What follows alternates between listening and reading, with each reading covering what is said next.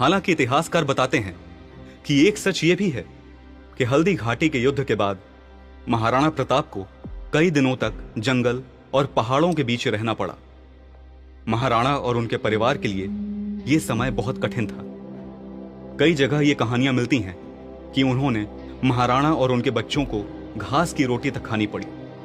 मुगल सैनिक कई दिनों तक जंगलों में महाराणा का पीछा करते रहे, उन्हें खोजते रहे, लेकिन वो कामयाब नहीं हो सके।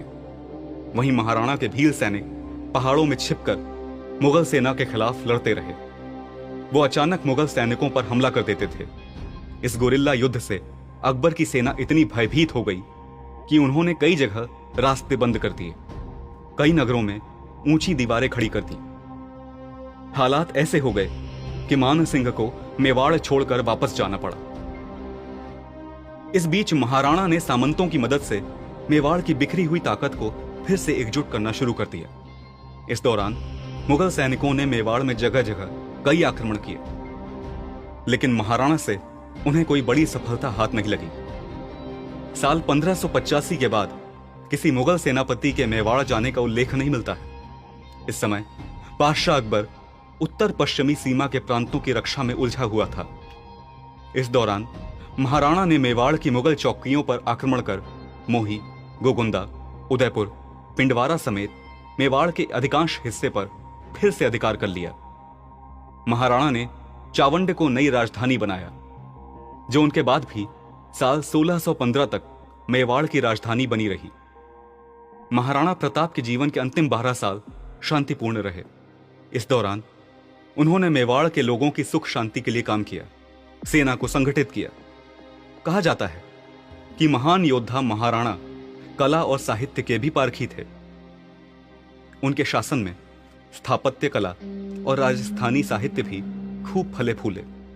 मेवाड़ी चित्रकला की शुरुआत महाराणा के समय में ही हुई। इतना महान जीवन जीने वाले महाराणा प्रताप की मृत्यु कैसे हुई, इसको लेकर इतिहास दो रायों में बटा नजर आता है।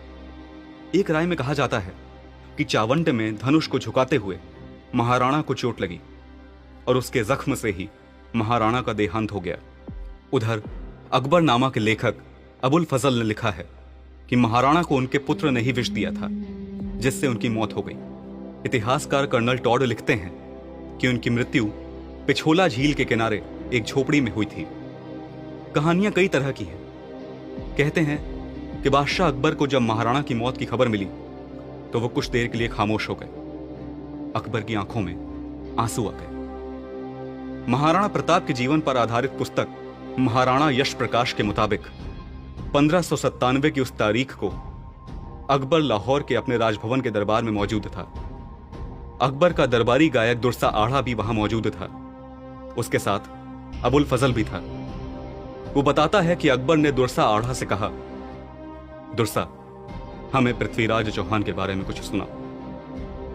अकबर के कहने पर दुर्सा अपनी सारंगी साधकर पृथ्वीराज का शब्द भेदी बाण प्रसंग गाने लगा। यही बाण चौहान राम रावण उत्थप्यो, यही बाण चौहान करण सिर अंजन कप्यो, यही बाण चौहान शंभु त्रिपुरासुर संध्यो, यही बाण चौहान भ्रमर लक्ष्मण कर बंध्यो। सो बाण आज तब कर चलो विरद सच्चो चवे, चौहान राज संभर धनी मत चूके माटे तवे। दुर्सा पृथ्वीराज रासों के छंद गाने में लीन था कि मान सिंह हड़बड़ाया हुआ वहां पहुंचा। उसने आते ही कहा, बादशाह सलामत, सुनिए। दुर्सा ने गाना रोक दिया। अकबर ने मान सिंह से पूछा, क्या हुआ मान सिंह, कोई खास बात है? बताओ।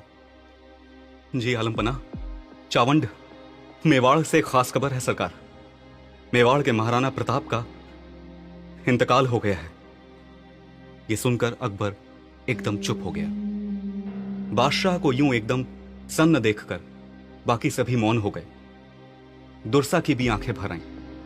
वो निवेदन करते हुए अकबर से बोला, एक और छंद गावन की मंजूरी मिले सरकार। अकबर ने दुर्सा की दरखास्त पर बड़े अनमने भाव से कहा, अब कुछ सुनने का मन नहीं है दुर्सा, लेकिन सुनाओ, क्या सुनाना चाहते हो? दुर्सा की वाणी पर अब जो था वो मुगल सल्तनत की दरबार की कल्पना का भी हिस्सा नहीं था। ये पंक्तियां थीं, अस लैगो अणदाग पाग लैगो अणनामी गौआड़ा गवड़ाए जी को बहतो धुरकामी नवरोजे नह गयो नगो आन संतान नवल्ली नगो झरोका हेठ जेठ दुनियाण दहल्ली गहलोत राण जीत गयो दसण मूंद रसणा डसी निसास मूक भरिया नयन तो मृतशाह प्रताप सी। पंक्तियां अनजानी थीं, तो अकबर ने दुर्सा से उनका मतलब पूछा। दुर्सा ने अकबर को अपने गीत का मतलब बताया। हे गहलोत, राणा प्रताप सिंह, तेरी मृत्यु पर शाह यानी सम्राट ने दांतों के बीच जीभ दबाई और सांसें छोड़कर आंसू टपकाए, क्योंकि तूने कभी भी अपने घोड़ों पर मुगलिया दाग नहीं लगने दिया, न ही तूने अपनी पगड़ी को किसी के आगे झुकाया। तूने अपना आड़ा यानी यश या राज्य तो गंवा गया, लेकिन फिर भी तू अपने राज्य के धुरे को बाएं कंधे से ही चलाता रहा। तेरी रानियां कभी नवरोजों में नहीं गईं और ना ही तू खुद आसंतों यानी बादशाही डेरों में गया। तू कभी शाही झरोखे के नीचे नहीं खड़ा रहा और तेरा रौब दुनिया पर गालिब रहा। इसलिए मैं कहता हूं कि तू सब तरह से जीत गया और बादशाह हार गया। इस कहानी के मुताबिक अपने ही दरबारी गायक की जुबानी महाराणा प्रताप के इस यशगान को सुनकर, प्रशंसा को सुनकर अकबर क्रोधित नहीं हुआ, बल्कि उसने उसे इनाम दिया। यह भी कहा जाता है कि अकबर के चेहरे पर दुख के भाव और गहरे हो गए। महाराणा प्रताप की मृत्यु पर अकबर की आंखें नम हुई हों या ना हुई हों, लेकिन इतना तो तय है कि अकबर को चुनौती देने वालों में महाराणा प्रताप अव्वल थे। और यही वजह है कि आज हम उन्हें याद करते हैं, उनके बारे में बच्चों को बताते हैं, पढ़ाते हैं, क्योंकि महाराणा की जिंदगी हमें सीख देती है कि स्वाभिमान से भरी छोटी जिंदगी कायरता से गुजारी हुई लंबी जिंदगी से कहीं बेहतर है।